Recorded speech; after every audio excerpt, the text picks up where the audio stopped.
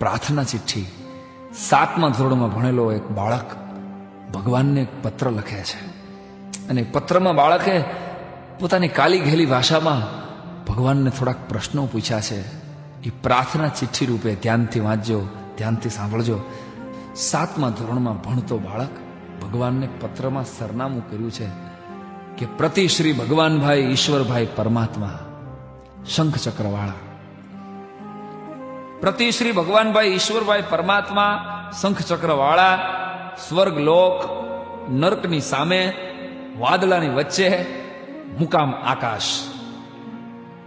પ્રિય મિત્ર ભગવાન, જય ભારત સાથ જણાવવાનું કે હું તારા ભવ્ય મંદિરથી થોડે દૂર આવેલી એક સરકારી શાળાના 7મા ધોરણમાં ભણું છું.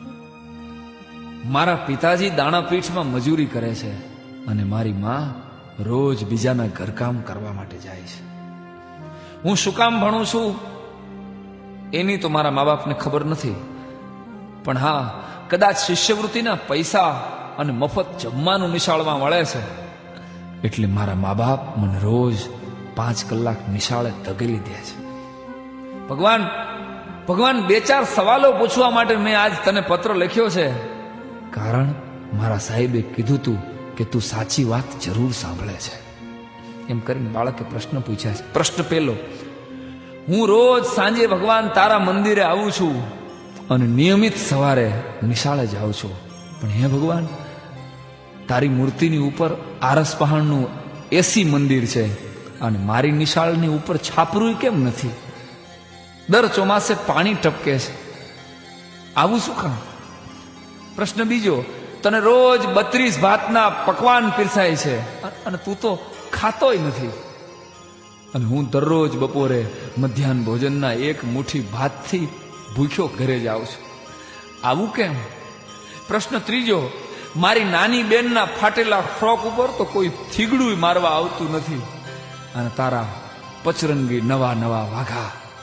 સાચું કહું ભગવાન, સાચું કહું તો હું રોજ તને નહીં, તારા કપડાં જોવા માટે મંદિરે આવું છું.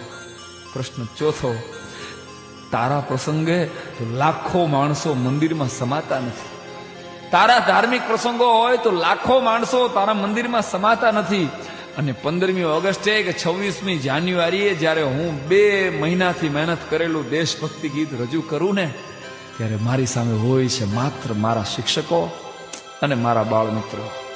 હે ભગવાન, તારા મંદિરે જે હમાતા નથી એ બધાય મારા મંદિરે કેમ ડોકાતા નથી?